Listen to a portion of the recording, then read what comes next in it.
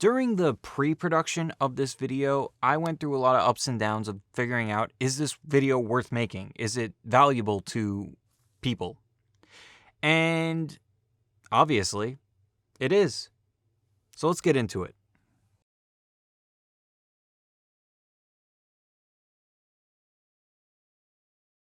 Welcome back to the Rebel Tech channel. I'm Justin, and in this video, we're going to be talking about the Zoom F6 and sound reports.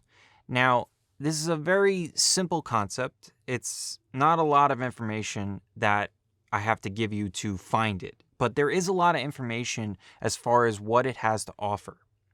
Now, of course, if you have a good memory and you got an understanding of what you're recording and when you're recording it, you might not need this. But for people who are sending this to an editor, sending things like SD cards or files or whatever it is to an editor, or even yourself, if you're the editor yourself, this will come in handy most of the time.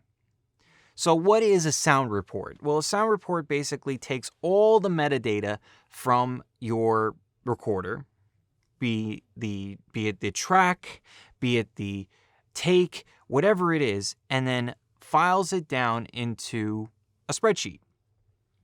And it's a CSV file. If you know what a CSV file is, it's basically something you could throw into a spreadsheet like Excel or Google Docs or whatever it is, and it opens it up and organizes it accordingly. Now, at this point, before I knew that, I was like, this is just a bunch of notes that no one's going to really want to use. And there's a comments section, which I'll get into. And that is where I had that hump of, where is this valuable? And I was very skeptical on if I was actually going to make this. So after that, I found out about the whole Excel thing, the CSV files, which ironically I had pop up in my life because I was doing taxes, and something popped up as a CSV file, and I used that before, which very cool concept. I didn't know anything about them until I actually exported my Robinhood account for tax reasons, and it was a CSV file. Pretty cool. So now I'm working with this, and I was like, oh, I actually know what these are. So let's talk about how you can get your sound report before we go into what is actually in the sound report, which, as I said before, it's good, but it depends on the person. So here are the steps how you get to the sound report. You're going to go to Menu, Finder, press and hold the check button, which gets you to the Options menu, then Sound Report, Create, and then Execute. At this point, you will have an option to create a folder, and then this all is within the file, so you can make comments, and I'll show in B-roll how it's done. You just make a comment, and then it goes into the CSV file. Easy enough. It's a comments section, so it's a separate row or column. I forget how these things are. It's a row or a column, one of those, and you get to see what you wrote down in the CSV file. So if you write it down there, you could use it. But in my opinion, the comments are not very useful because of the fact that it's not easy to navigate, because you have to input it into the device itself. You can't use the app and use the keyboard. So one of my biggest critiques on it is the fact that you can't really use certain things with the app, and you have to get it in there in the device.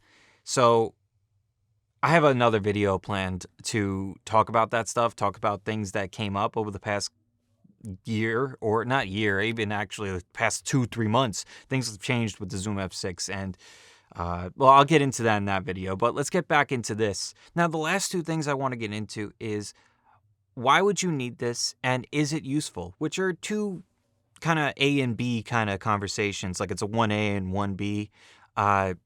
To be honest, I would not personally use this. But if I was working with someone who needed a spreadsheet or a breakdown of the takes and the names of the tracks and everything, so like the boom, the labs, and things like that, all this stuff goes into the sound report. Me personally, when I work on my videos, I know where everything is, and I know what I recorded. So chances are I'm probably not going to use this. But maybe if I work on some type of short film and I'm not really paying attention as much to the audio, and I'm like directing or whatever it may be, maybe it might be useful.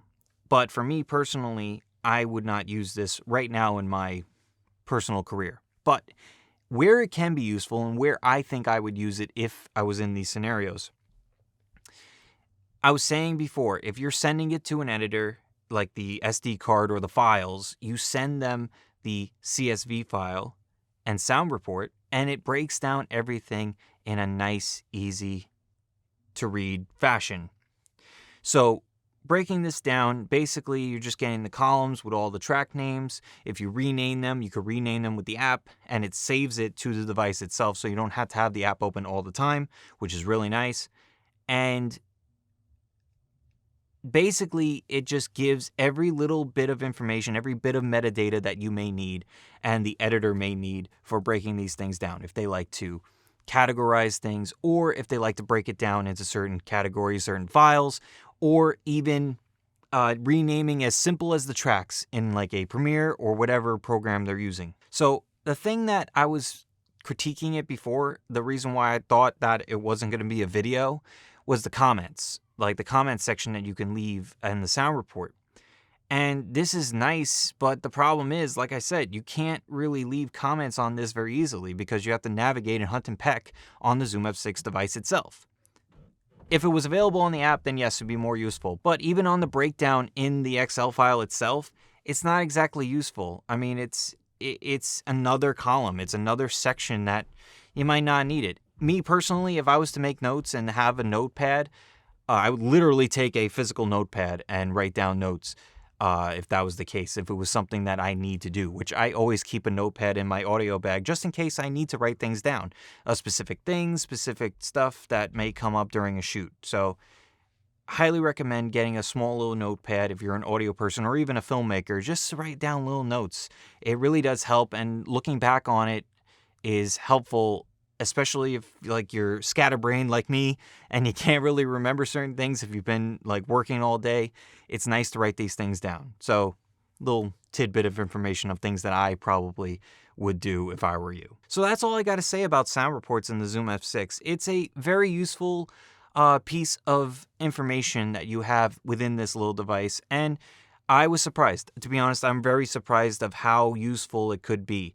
And just because I personally would not use it in my YouTube videos or small things that I use, if you have like 5 tracks running at the same time, like you got 2 lavs, 2 booms, or even whatever, you're running a podcast or whatever it is definitely useful, and it is something that can be very like time saving when it comes to production, any type of production, especially if you're using multiple tracks. If you're using just one track, 1 or 2, like a lav and a boom, you're probably not going to be using this, but who knows? If you're going to be using this, and if you have the Zoom F6 or plan on getting it, which wait for my other video coming out talking about updates, prices, and things like that, wait till I put that out before you make a decision on that, because I got a couple of things that I need to nitpick. But if you have any questions or comments or thoughts about the sound report, down in the comments section, let me know if you would use it. Let me know how you would use it in any scenario, how useful it is or not useful, whatever it is. All I ask you be nice and critique it. Don't necessarily be like just bashing it or praising it. Critique it. Give your opinion. That's what I want. I want to have a discussion. I don't want to just have people spewing just nonsense about it. So let's talk about it. So that all being said, thank you all for watching. Hope you all enjoyed it. If you liked the video, please hit the like button down below. It would be greatly appreciated. Helps this video, helps this channel, and does that whole YouTube algorithm thing. It certainly helps. And as I keep saying, I'm the Zoom F6 guy on YouTube. I'm self-proclaimed right now, but who knows? Maybe one day I'll be officially the Zoom F6 guy. I don't know if Zoom will acknowledge my existence anytime soon, but if they do, then maybe they'll give me a plaque. Let's hope. So if you like my vibe around here as well, please consider subscribing. I got a bunch of other ideas for the Zoom F6 that I want to put out, and they're going to come out soon, but things have been kind of busy, so I'm going to put them out as soon as possible. Just be patient and subscribe, and you'll know when. And that's all I got for you. Until next time, take care. I'll see you in the next video.